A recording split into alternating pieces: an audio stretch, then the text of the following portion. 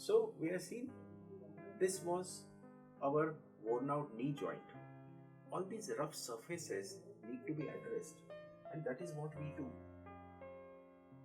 When we do the surgery of knee replacement, the worn out surface is cut away and a prosthesis is fitted over there. This is how it is done.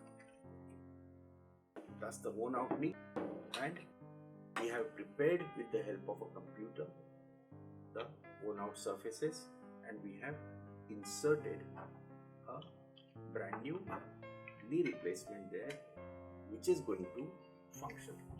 So what to expect? Your leg deformity is corrected. The leg was bent before, it's not bent anymore. Your knee bends quite well, so you can walk as much as you want. You can go up and down stairs. Okay? After the surgery, when you are in hospital, what we do is we start doing exercises to allow you flexion of the knee joint, and that's example of a patient doing bending exercises of the knee on the day 3 following surgery. Second thing we do is we want to get you walking after the knee replacement. There is no bed rest after the surgery. So see this gentleman,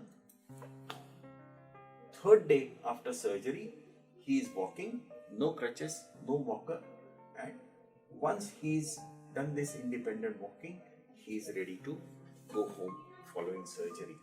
That's the second thing we do. Third thing we do after the knee replacement is to teach the patient to use the leg by lifting it up straight.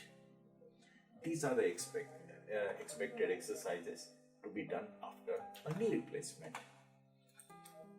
Some patients do so well that they are able to do a cross-legged sitting after a knee replacement.